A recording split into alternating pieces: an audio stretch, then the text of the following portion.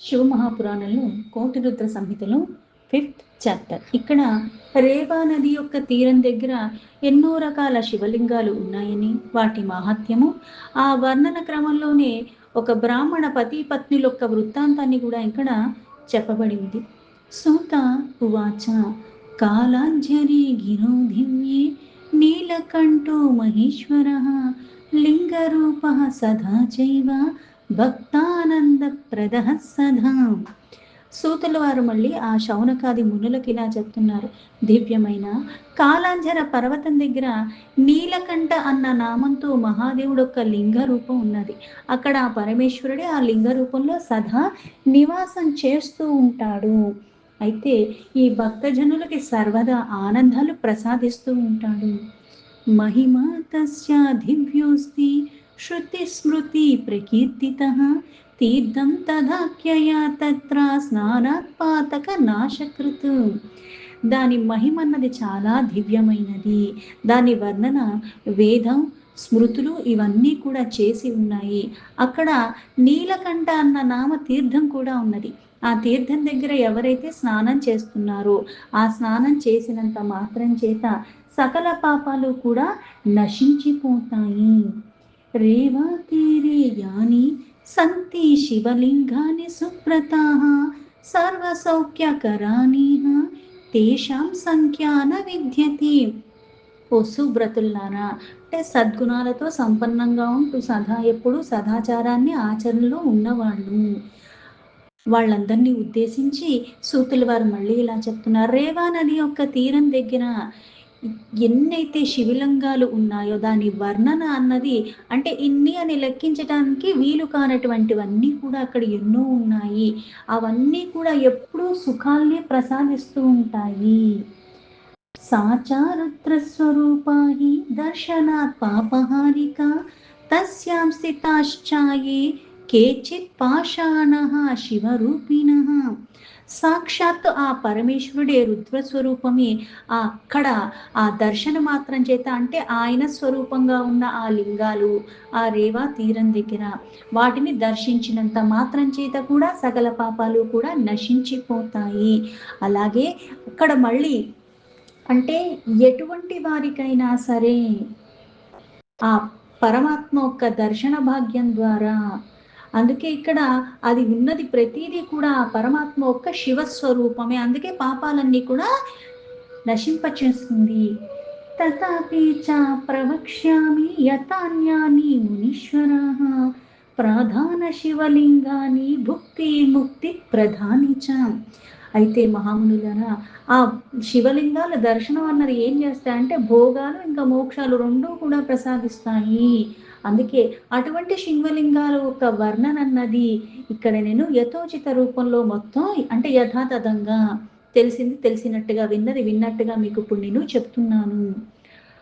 ఆత్రేశ్వరాసునామాహి వర్తతే పాపహారకః పరమేశ్వర ఇతి ఖ్యాతః సింహేశ్వర ఇతి స్మృతః.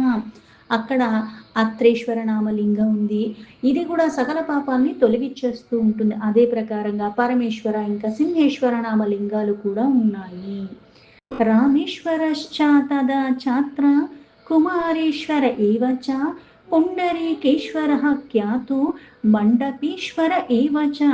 అలాగే అక్కడే అదే ప్రదేశంలో రామేశ్వర, కుమారేశ్వర, పుండరీకేశ్వర ఇంకా మండపేశ్వర అన్న నామలింగాలు కూడా ఉన్నాయి. తీక్షణేశ నామ తత్రాసి దర్శనాత్ పాపహారకః ధుంధూరేశ్వర నామసి పాపః నర్మదా తటే.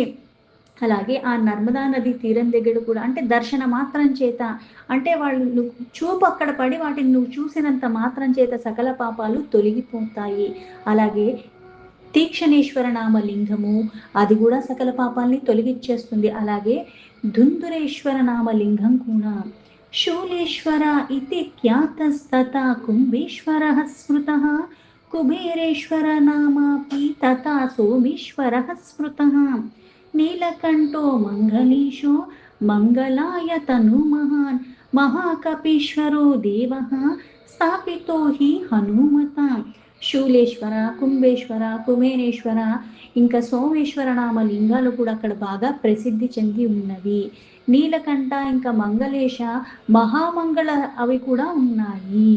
అలాగే మహాకపీశ్వర అన్న మహాదేవుడిని ఏదైతే లింగ రూపంలో స్థాపింప చేశాడో అది స్థాపింప చేసింది కూడా సాక్షాత్తు ఆ హనుమంతుడే. ఇంతకు ముందు కూడా ఆ హనుమంత్ స్వరూపంలో ఉన్నది ఎవరు అంటే ఆ పరమేశ్వరుడే అని కూడా చెప్పబడి ఉన్నది.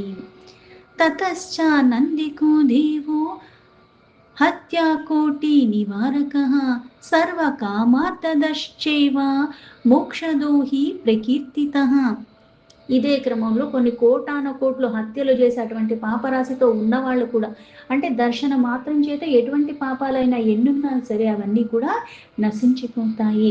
మళ్ళీ సంపూర్ణంగా ఏవైతే కోరికలు ఉన్నావో అవన్నీ కూడా నీకు ఫలితాల రూపంలో అన్నీ కూడా దక్కుతాయి. అందుకేది మోక్షదాయక మోక్షదాయక. అలాగే నందికాదేవి అని కూడా చెప్పబడి ఉన్నది. నందికేశం ఛాయశ్చైవ పూజయేత్ పరయముధా నిత్యం తస్యాకిల సిద్ధిర్భవిష్యతి న సంశయః. ఇక్కడ అంటే చాలా ప్రసన్నపూర్వకంగా నందికేశ్వర నామాన్ని ఎవరైతే పూజించుకుంటున్నారో వాళ్ళకి సకల సిద్ధులు లభిస్తాయి. పైగా ఇవన్నీ నిత్యము లభిస్తూనే ఉంటాయి. ఇందులో ఎటువంటి అనుమానం లేదు. తత్ర తీరే చ యః స్నాతి రేవాయ ముని సత్తమః తస్య కామాశ్చ సిద్ధ్యంతి సర్వం పాపం వినిష్యతి. ఓ శ్రేష్ఠ మునుల్లారా, ఏదైతే రేవా నది తీరం ఉన్నదో అక్కడ స్నానం చేసినంత మాత్రం చేత సమస్త ఏదైతే మనసులో కోరికలు ఉన్నవన్నీ కూడా పూర్ణమైపోతాయి. అలాగే సకల పాపాలు కూడా నశించిపోతాయి. ఋషయ ఊచుహు ఏవం తస్యా చ మాహత్యం కథం తత్ర మహామతే నందికేశస్య కృపయా కథ్యతాం చ త్వయాధునా. ఆ ఋషిగణములందరూ కూడా మళ్ళీ సూతుల వారిని ఇలా అడుగుతున్నారు, ఆ నందికేశ్వర లింగానికి అంత మహత్యం ఎలా వచ్చింది, అలాగే ఆ కృపతో మాకన్నీ కూడా వివరించి చెప్పరా అని అడిగారు. సూత ఉవాచ సమ్యక్ పృష్టం భవద్భిశ్చ కథయామి యథాశ్రుతం శౌనకాద్యశ్చ మునయః సర్వేహి శృణుతాధరాత్. సూతుల వారు మళ్ళీ ఆ ఋషుగణములకి ఇలా చెప్తున్నారు, మీరందరూ కూడా చాలా ఉత్తమమైన ప్రశ్నని నన్ను అడిగారు. ఏ విషయాలు అంటే నేను ఏదైతే విన్నానో అదే మీకు యథాతథంగా చెప్తున్నాను. పురా యుధిష్ఠిరేణైవం పృష్టశ్చ ఋషి సత్తమః యతో వాచా తథా వచ్మి భవత్ స్నేహానుసారతః. పూర్వము ఒకానొక సమయంలో యుధిష్ఠిర అడగగా, అంటే ఇక్కడ మళ్ళీ వ్యాసుల వారిని యుధిష్ఠిర అడిగినప్పుడు అది ఆయన చెప్పారు, అదే నేను ఇప్పుడు మీకు ఆ స్నేహపూర్వకంగా అది నేను మీరు అడిగిన దానికి సమాధానంగా అవి విన్నవే చెప్తున్నాను అని. రేవాయః పశ్చిమే తీరే కర్ణికి నామ వైపురి విరాజతే శుశోభాఖ్య చతుర్వర్ణ సమాకుల. ఆ రేవా అన్నది ఏదంటే నర్మదా నదీ తీరము, దానికి పశ్చిమ దిశగా అక్కడ కర్ణికా నామ నగరం ఉన్నది. ఆ విరాజమానంగా ఉన్న ఆ నగరంలో సంపూర్ణమైన శోభలు, అంటే ఇది ఎక్కువ ఇది తక్కువ అని కాకుండా సకలం అంత సంపూర్ణంగా అక్కడ ఉన్నాయి. అందుకే సకల శోభలతో యుక్తంగా ఉన్నది. అలాగే అక్కడ 4 వర్ణాల వారు కూడా చక్కగా ఉన్నారు. తత్ర ద్విజవరః కశ్చిద్ధూతయ్య కుల సంభవః కాశ్యాం గతశ్చ పుత్రాభ్యాం పర్యిత్వా స్వాపత్నికాం. అక్కడ ఉత్య కులానికి సంబంధించిన ఒక బ్రాహ్మణుడు, పైగా శ్రేష్ఠ బ్రాహ్మణుడు ఉండేవాడు ఆయన భార్యతో. అయితే ఆయన భార్యకి దగ్గరే 2 పిల్లల్ని, అది కూడా 2 కొడుకుల్ని, ఆవిడికి ఆ బాధ్యత అంతా అప్పగిచ్చేసి ఆయన కాశీకి వెళ్ళిపోయాడు. తత్రైవ సా మృతో విప్రః పుత్రాభ్యాం చ శ్రుతం తథా తదీయం చైవ తత్కృత్యం చక్రాతే పుత్రకాబుభౌ. ఆయన ఎప్పుడైతే భార్యకి ఆ 2 బిడ్డలు ఒక బాధ్యతను అప్పగించేసి కాశీకి వెళ్ళిపోయాడు, ఈయన వెళ్ళిపోయి అక్కడే ఆయన మరణించాడు కూడా. అయితే ఈ మరణించాడన్న వార్త సమాచారం ఎప్పుడైతే వాళ్ళకి వినిందో అప్పుడు ఆ 2 బిడ్డలు కూడా విధి విధానంగా శ్రాద్ధ కర్మలన్నీ కూడా కృత్యాలన్నీ కూడా వాళ్ళు చేశారు. పత్ని చ పాలయామాసా పుత్రో పుత్రహితేక్షిణి కచ్చిచ్చ వర్జయిత్వా చ విభక్తం వై ధనం తయా. అయితే బిడ్డలు ఒక హితం కోరుకునే ఆ తల్లి ఏం చేసిందంటే, అక్కడ ఆ పిల్లల యొక్క ఆలనా పాలన చూసుకోవటానికి అవన్నీ కావాల్సినవన్నీ కూడా ఆవిడ సమకూరుస్తూ, అక్కడ ఉన్నదంతా కూడా ఏదైతే ఉన్నదో దాన్నంతా కూడా ఆ డబ్బునంతా పోగు చేసి ఏం చేసింది అంటే, మళ్ళీ వీళ్ళిద్దరికీ చెరొక భాగాన్ని, అలాగే ఒక కొంచెం శేషాన్ని, అంటే తన మరణిస్తే దానికి చేయవలసిన విధి విధానాలకి ఖర్చు అవుతుంది కాబట్టి అది తనకి పక్కకు పెట్టుకుని మిగిలిందంతా ఆ ఇద్దరు బిడ్డలకి పనిచేసింది. స్వీయం చ రక్షితం కించిద్ధనం మరణహితవే తతశ్చ ద్విజపత్నీః కియత్కాలే గతే చ సా కదాచిన్మ్రియమానా సా వివిధం పుణ్యమాచరాత్ నామృతా దైవయోగ్యేన ద్విజపత్ని చ సా ద్విజాః.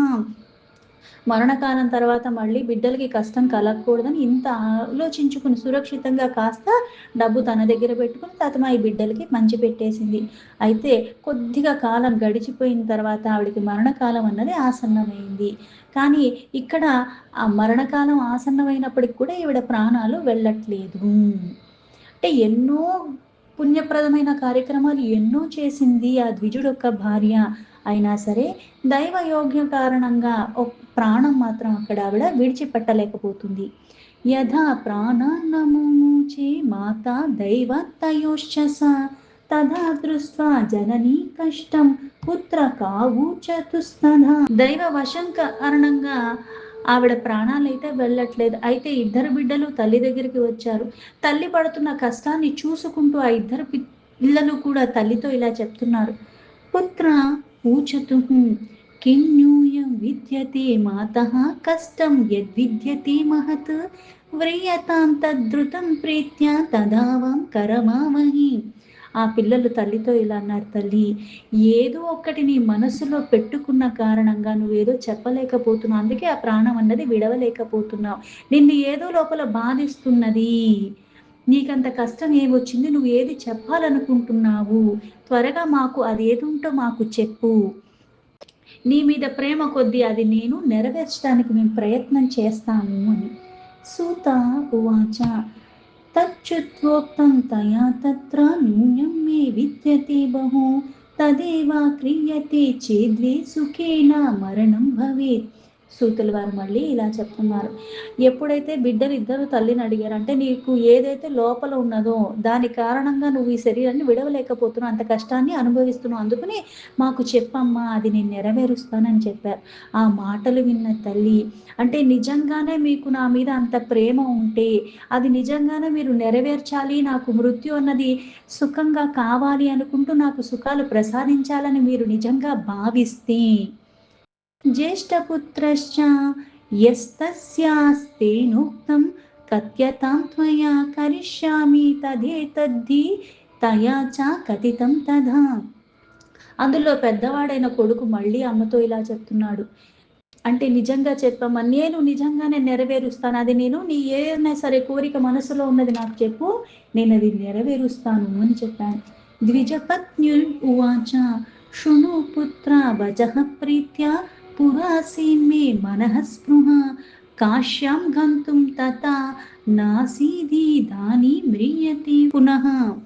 ఆ ద్విజపత్ని, ఆ బ్రాహ్మణుడు యొక్క భార్య ఆ కొడుకుకి ఇలా చెప్తుంది, నాయన అది ప్రేమగా నీకు చెప్తున్నానంటే నా మనసులో ఉన్న కోరిక నీకు వ్యక్తపరుస్తున్నా, అది నువ్వు నెరవేరుస్తావన్న ఆశతో.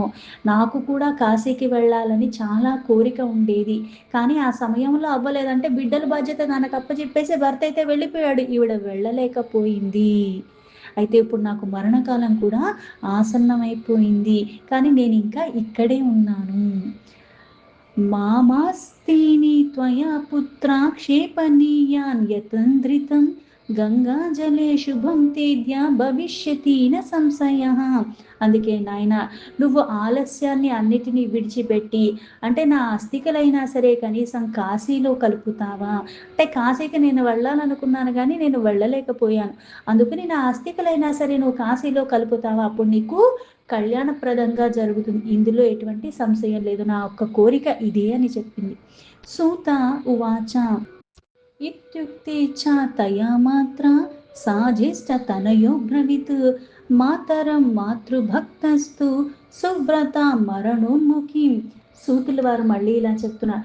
తల్లి ప్రకారంగా చెప్పగానే తల్లి మీద భక్తి ఉన్న ఆ పెద్ద కొడుకు, ఆ సువ్రతుడు, ఆ మరణకాలం ఆసన్నమైన తల్లితో మళ్ళీ ఇలా చెప్తున్నాడు. పుత్ర ఉవాచ మాతస్త్వయా సుఖేనైవ ప్రాణస్త్యాజ్యాన సంశయః తవ కార్యం పురా కృత్వా పశ్చాత్ కార్యం మధీయకం. ఆ బిడ్డ పెద్దవాడు మళ్ళీ తల్లికి ఇలా చెప్తున్నాడు. అమ్మా, నువ్వు సుఖంగా అంటే ఇష్టానుసారంగా ఇంకా యథేచ్ఛగా ఇంకా ఎటువంటిది బాధ అన్నది నువ్వు పెట్టుకోకుండా ప్రాణాలని త్యాజించేసే. ఏ కోరికైతే నువ్వు వ్యక్తపరిచావో ముందుగా నేను ఆ కోరికనే నెరవేరుస్తానంటే నేను అన్ని పనులు విడిచిపెట్టి ముందుగా నీ అస్థికలు తీసుకెళ్ళి కాశీలోనే వదిలేస్తాను. నేను నీ పనియే పూర్తి చేసిన తర్వాత అనుమానం ఏం లేకుండా తర్వాత నాకు పనులు ఏమన్నా ఉంటే నేను అప్పుడు చూసుకుంటాను.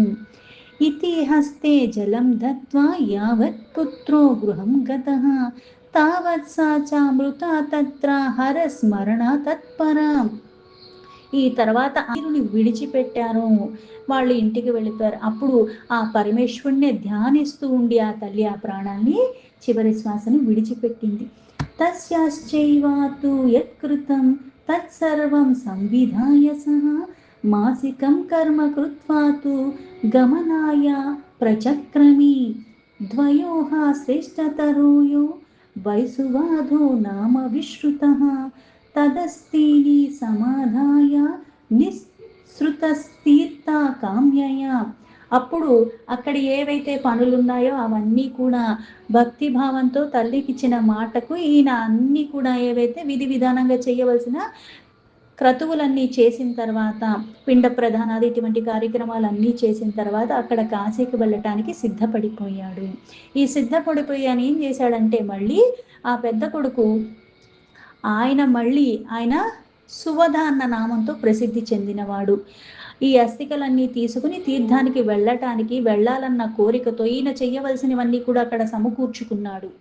సంగృహం సేవకం కచిత్తేనైవ సహితస్తథా ఆశ్వాస్య భార్యాం పుత్రాశ్చ మాతుః ప్రియచికీర్షయ శ్రద్ధా దానాదికం భోజ్య కృత్వా విధిమనుత్తమం మంగళ స్మరణం కృత్వా నిర్జగామ గృహాద్విజః.